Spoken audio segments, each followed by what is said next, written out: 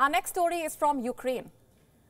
On Wednesday, it came under a punishing barrage of Russian strikes. Strikes that have caused power outages across the country and piled more damage on its already battered power network.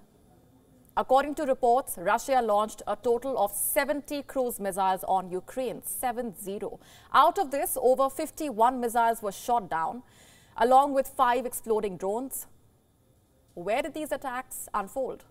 All over the country. In the capital Kiev, the western city of Lviv, the southern town of Vilnyansk, and the northeastern city of Kupiansk, just to name a few. What kind of damages did the strikes inflict? Besides damaging the critical infrastructure, they claimed the lives of over 10 people and injured over 36 others. Now, before I go any further, I must warn you, the visuals are graphic and disturbing. Look at these images. They are from Kiev. A host of buildings here are either up in flames or charred in ashes. Rescuers are trying to evacuate those who are trapped and haul vast sheets of iron off the roofs. The city's residents, meanwhile, are unable to get over the horror that they have witnessed. Listen to this account of a Kiev resident who almost lost her husband as a result of the strikes. My husband asked where our documents were. I was very scared. I came running from work. I work nearby. Please excuse me. Thank God he's okay. More or less, he has not been injured. I very much hope everyone else will be okay, but I saw people being carried out of the building. Those who were injured, I do not know if they are alive, but I hope all will be okay. Similar visuals have emerged from elsewhere. Look at these images now. They are from the southern part of Kiev. Most residential buildings there are engulfed in smoke as firefighters struggle to put the fires out. Their struggle is being amplified by the fact that the strikes have damaged the city's water supplies. In the south especially, most neighborhoods have been left without water. What is there to hear? The rocket zoomed by, it was strong, the rocket flew all the way near the bridge, and here a blast was heard. We heard a rocket strike and we saw smoke. The windows in my house blew out and then everyone ran to the subway to hide. Why do they need to hit an industrial zone? There's nothing there. I work there in the same industrial zone. There are no soldiers. This is probably Russia's high-precision weapon. And the water supply being disrupted is just one problem. The other and the bigger problem is power outage. You see, these strikes have left the entire Kiev region without electricity because the rockets hit a critical energy facility in Kiev. According to Energoatom, Ukraine's state-owned nuclear operator, the strikes led to the country's last 3 fully functioning nuclear power stations to be disconnected from the power grid in a quote-unquote emergency protection measure. In other words, they were shut down to avoid any untoward incident. The company says they would resume the operations as soon as the power grid is normalized. Petro Kotin, the chief of Energoatom, says the power outage has also disconnected Ukraine's nuclear reactors from the power grid.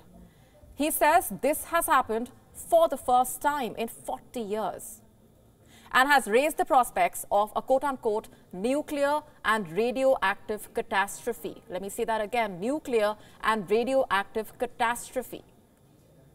The claims are not far-fetched. Just look at the scale of this power outage. It has engulfed not just Kiev, but also the city of Kharkiv, Lviv, along with parts of Chernihiv, Odessa.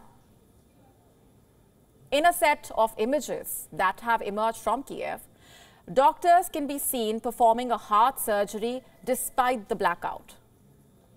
This happened at the Heart Institute of Kiev. The surgeons were performing a heart operation on a child when they ran out of power. But they did not stop their work and they finished the surgery successfully. In fact, not just Ukraine. Even neighboring Moldova reported a massive power outage. immediately after the strikes unfolded. The country's president has gone on record to say that Russia's missile attack left Moldova in the dark. His claim also is not far-fetched. Look at these visuals now. They are from the capital, Chisinau. On Wednesday afternoon, the city went completely dark due to the strikes in Ukraine. How is that even possible, you wonder? Because Moldova relies on Ukraine's power grid. The country now fears that the power outage was just the beginning, that this war could soon spill over to Moldova in more ways than one. Listen in. The spillover effects of the war against Ukraine are felt increasingly in the neighboring countries, including the Republic of Moldova. The Russian aggression against Ukraine has by far deeper implications on the Republic of Moldova's security and stability. The continued attack on Ukraine's energy infrastructure have left Moldova again in the darkness following a similar incident on November 15. More than 50% of the country was left without electricity. There have been massive blackouts across the country. Water supply was also affected in the pumps were taken out of the order. So how has Ukraine responded to this attack? What has its president said about it? Well, in a speech to the UN Security Council, he called the attack the Russian formula of terror, one that should see a firm reaction from the world. He called upon the body to deny Russia the right to vote on any decision concerning its actions.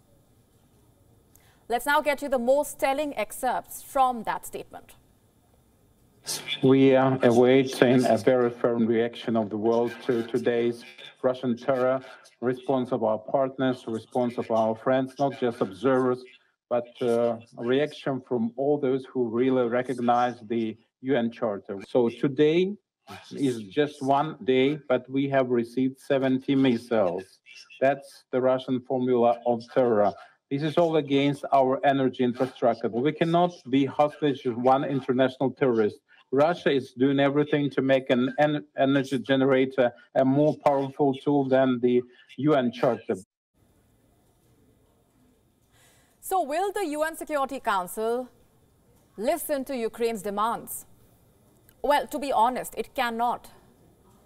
Russia is a UNSC member with veto powers. It cannot be denied the right to vote, not to the best of our knowledge. So what is the UNSC doing instead? What it does best: issue statements of condemnation. Here's one from the US ambassador to the UN, Linda Thomas-Greenfield. He is clearly weaponizing winter to inflict immense suffering on the Ukrainian people. He has decided that if he can't seize Ukraine by force, he will try to freeze the country into submission. If he gets his way, millions of Ukrainians will be left without power, water, and heat during these cold winter months. Now, has Russia responded to these remarks? Yes, it has. Speaking at the UN Security Council, the Russian ambassador said that the damage to residential areas in Ukraine was caused by Ukraine's air defense systems itself. How exactly? Because of the fact that they are located in the center of cities and not on the outskirts. Those were the exact words spoken. You have to listen to this. The damage to residential housing and victims among the peaceful population is indeed caused by the Ukrainian air defense systems, which are not located at the outskirts of the cities, but in the very center. As a result, debris from missiles that hit those places which Russia never targeted.